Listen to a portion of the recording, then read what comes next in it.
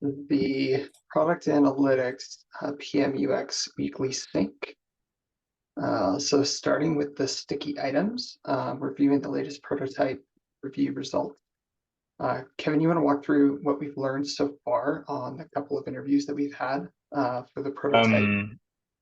Yeah, I'm still tagging the sessions in Dovetail. But overall, we didn't have so many like usability red flag on what we have. Again, it's internal testing. Um, One of the things that we've kind of discovered, I guess, yesterday was potentially the ability to be able to share a dashboard, um, right when you're creating it. So like the way we've done our prototype is that we have three steps where you first select a data source, then you create a visualization, and then you kind of validate all that. Like you give a name and a description to your dashboard, then you save it. One of the things that we've kind of noticed is that there's an interest of potentially sharing it at this stage. So being able to, I don't know, either share a link or export data. There's also like some thoughts around potentially adding another visualization. So that's it for the main, I would say, findings so far, but it's a bit lightweight. The other thing is we had some feedback on the naming of some of our labels in the visualization designer. One of the confusion point was around dimension. Um, so the funny thing is like depending on who you ask it, people might see different uh, things in the drop down. Um, so that's more of like a copy feedback of is dimensions the right word. But again, like it's not a trend because we haven't been able, like I wouldn't say it's a trend because we haven't been able to get a sustainable amount of participants that are external. So for now, we kind of went with internal participants. So I wouldn't draw too many conclusion out of that. But it's been good for us to first test the prototype, then test our discussion guide. So yeah, that's about it for now. I don't know, James, if you want to add anything to that, because you also were there. And those were my big takeaways as well. Some help text maybe describing what things are, and some text around as we display the visualization before this is what it will look like on the dashboard. Were the big things to potentially add, but we've only had two so far. So yeah, no trends yet. It's been a good exercise then testing the discussion guide, like you said, and kind of the overall methodology for us. Cool. I think that Kevin, you had a point in the agenda of we're missing the rapid part. If we can't Yeah. get external folks, let's look at another recruiting source. I started trolling through SUS and PNPS respondents yesterday for Q1, and I didn't see anyone mentioning metrics or performance or any of the keywords that I would Mm, find that they might be interested in our feature set. So I don't think that's a good one. So we okay. might look at the different respondent panel sources that we have to find a couple other external ones. If we haven't found external folks by the end of the week, let's go with that route so that we can get some Sounds good. recruitment done. That sounds good to me. Yeah. Cool.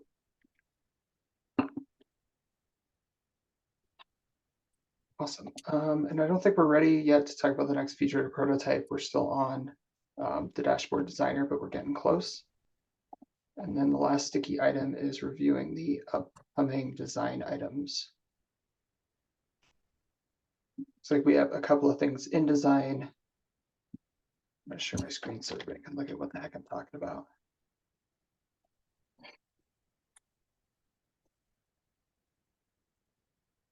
These two are in 16.1. Everything else is backlog.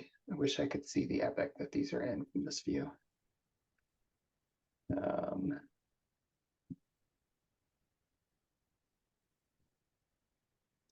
don't think we have anything that's quite ready to go or get scheduled yet. Mm, no, so aside from the writes, I've been working on some messaging like alert states for the dashboard. And for some reason it doesn't show up in this list.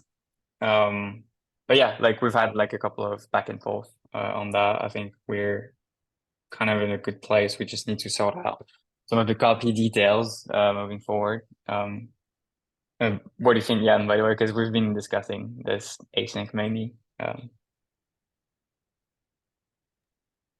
Sorry, can you repeat that? Yeah, I was just saying like around the state of this issue, I think we're in a pretty good place in terms of where we want to go from a design perspective. It's more about, fleshing out the copy and those kind of details, basically. Yeah, I think the design looks really good. I think it's a nice balance between being easily observable by users and not being too flashy Yeah. or like distracting. And yeah, it's something we can iterate on and expand, like in terms of more detailed error messages linking to specific parts of our application or documentation to allow users to take action and resolve errors.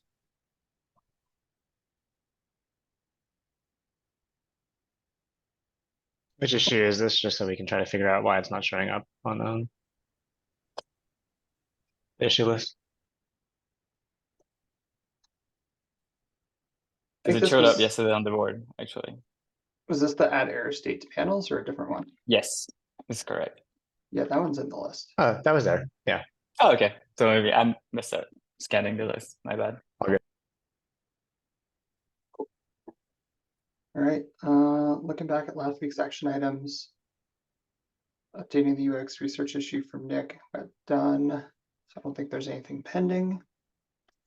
And then I wanted to talk about ongoing user feedback mechanisms as we get this actually launched and into open beta. What are some new and creative or old and boring ways that we can get users who are on the page signing up for customer interview sessions, giving us feedback in the feedback issue, other mechanisms for us collecting feedback on the feature set so that we have a good roster of folks that we can reach out to discuss either prototypes for rapid validation or just general customer interviews of, more for the discovery side of things of what additional problems are you trying to solve that we're not solving for. There are broadcast messages. I've been using one of them in the past to retrieve feedback on the page that we've launched with growth, and it didn't went as expected, to be honest. Like we didn't get a lot of people engaging. Yeah, my hunch is that I don't know if it's the right place, like to prompt someone. I know like a lot of product do that, by the way, but when you're trying to get something done and then you just, go in the space where you do your work and then there's something like popping up, it's like whatever the message is, most likely you're gonna have this kind of primary reaction of saying, not now, and dismissing it, right? Yeah. And Where's I my assume permanent like dismissal? that's why. Yeah, I assume like that's why we don't have a lot of people engaging with that. So what I'm trying to say essentially is that I don't know if UI messaging, whatever the form is a good pattern to recruit people That's fair. to give us feedback. What do you think about dummy buttons? So if we like to test out that share mechanism, if we wanted to see if there was actual traction there and we put a share button on there that said, hey, this is the feature we're looking at developing. Like a painted door type of stuff. Yeah. Yeah. We could try it. I don't remember if we ever did that in growth actually, because that's definitely some of the things that we're trying to do, but I don't have an example in mind. So I know I didn't design a painted door in GitLab, that's for sure. Yeah. But we could try it. If we But can again, give them like even a manual way to actually do it, like, hey, we don't have this fully built. Copy the URL and share it. Here's the people will be able to see it. Just gotta be careful with the way we do it, because if it looks like it's a real thing, like I don't know how we would style that or whatever, we need to dig a bit into it, but it could be quite confusing as well. Of having a button, then you click, and then there's nothing, and you're like, oh, right, what do I do? So yeah, we just need to think about that if we want to do a painted door type of stuff. Are we talking about like a non-functional representation of PA features? Okay, interesting. In essence, yeah. Like people are clicking on this thing, we should go actually build it out.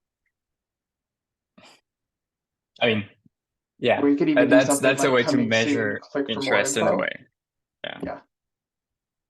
If we're looking at, hey, there's a couple of ways that we can get people to share data, and here are the couple of things that we want to try. Can we launch a couple of them at the same time as an A/B test to see which one gets the most clicks, and that validates for us, hey, that's the way to go at least first.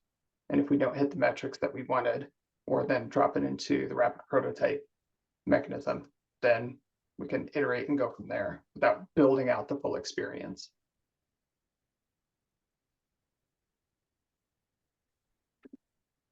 As an Yeah. alternative to our normal procedure of, recruit 6 people, go talk to them, see if they have the problem, build a prototype for it. It's a way for us to continue to go faster and test hypotheses that we have or test assumptions that we have that people want these features or could do this work more rapidly.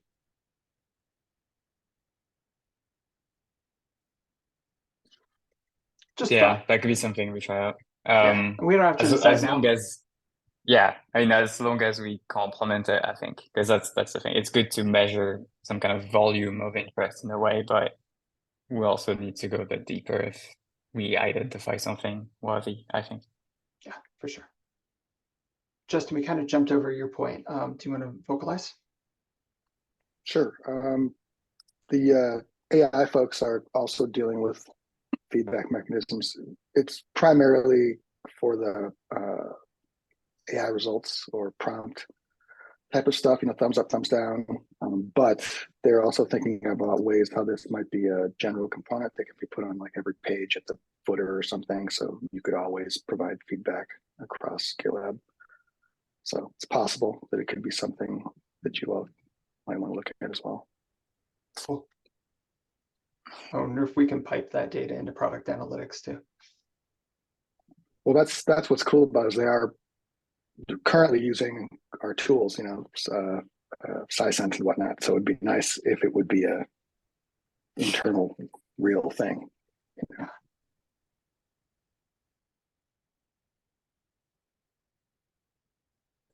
Cool. Dennis, do you want to vocalize your point there? Yeah, I wasn't sure if this was gathering feedback once features have launched versus, but it sounds like it's something that could also be done prior to like be able to get them to sign up for customer interviews or get them into like rapid prototyping tests. I guess they would still remain the same, but I know we've like in terms of actual UI patterns, I know we use a lot of popovers to call that kind of stuff out, mostly for like feature highlighting though, and not really so much for feedback gathering.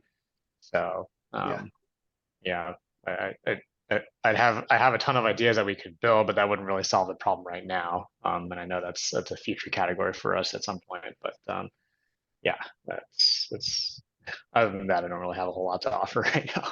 All good. Yeah, the irony of trying to find ways to test on experiment on the categories that are for testing and experimenting, right? Yeah, but yeah, I don't know.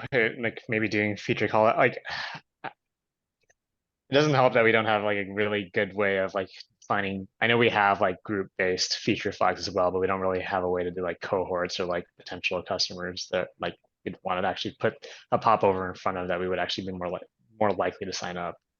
And then also touches on like a little bit of A/B testing of like something we also want to try to experiment with at some point. But yeah. Painted door sounds interesting, but yeah, it could be yeah, got to be careful with that. Sorry, Kevin. Yeah, I was gonna say, like for A/B testing, we do have something that the growth team built at the time to be able to run A/B tests. So that's something we could use in the meantime of having something maybe more fleshed out. I can't remember the name of it. It's well, I don't know what Helix. I mean, that's it. Is it Helix? I thought it was Helix. Unsplash. Okay. Yeah, no, I think it's something that we've built. Like it's not sorry, Helix is GLEX. GLX. It's a GitLab yes. Yeah. whatever experiment. Yeah. I think it's based off of Unsplash is like or what's running under the hood. But I remember actually Jeremy Jackson had was maintaining that gem quite a bit. So he mentioned that. Yeah, I had him do some investigation on what it would take to we could use it as is, but we would want to take that or kind of like modern or updated a little bit if we wanted to incorporate it ourselves, but that's a different topic. But Yeah. we could potentially look at that for sure. Dennis, you mean using that as an A/B feature or an A/B testing feature within the product? Yeah, we have an existing way to do ABN testing that we have a Gem 4, but if I'm not mistaken, it's using basically an open source version of what's called, I think, not Unsplash, Unleash, which is an open source thing, but it's severely out of date. So I'm not sure if we're still actively using it across the organization or not. But regardless, like that was something that we could potentially then kind of repurpose and build into the product officially as part of like an experimentation framework. But I don't think there's anything stopping us from using it as is to kind of help validate some of the stuff we're trying to do right now. But we would just have to have the capacity to take a look at that. But Yeah. Not a super big focus for development right now as we wrap up what we need to get experiment out and get customers onboarded. And then I think the big Exactly. focus in beta is going to be all the data that we need for pricing and packaging. And then Yeah. how do we implement pricing and packaging? The more I think about that, the longer the epic in my brain gets. I got to start writing it down. It'll be a fun time for sure. Oh man. And part Oh, of exciting. why, and we'll talk about it at length tomorrow when we sync up. But that's part of why I really want to get .com data in, because the scale of it will really help to do a lot of cost modeling. Yeah. Yeah. Cool. All right. Great discussion on ongoing feedback. Thanks, everybody. The last point here, Kevin, we're missing the rapid part of rapid iteration testing. I think we should just move forward with starting the recruitment issue, getting that going so that we can have Caitlin start recruiting as soon as we want to. I can create the recruitment issue in the research or the UX project today, and I'll tag you on it if that works. Sure. But wait, didn't we say at the beginning of the call that we were okay pivoting by the end of the week if we didn't get Yeah, just if we create the issue and it's ready to go, and I haven't managed to scare anybody up by my midday Friday, then it's ready and sitting waiting to start Monday morning as soon as Caitlin gets in. Got it. But like the recruitment request that you would open in this scenario, I think would be for moderated.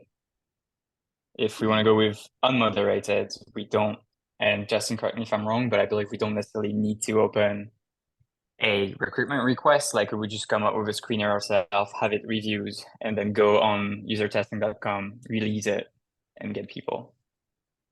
How's your So we experience could also in kind of user screener. testing? Can Sorry? we Just need get a the right screener for user personas for testing. user testing? Can we get software developers, lead engineers who want to look Yeah. at usage data? Okay. Yeah.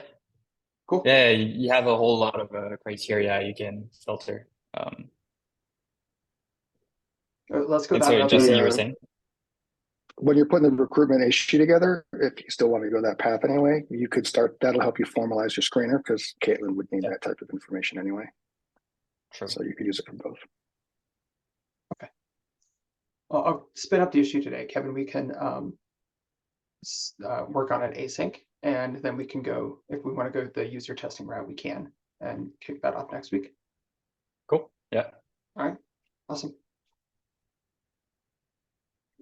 Anything else? Any other questions, comments in the last 5 minutes?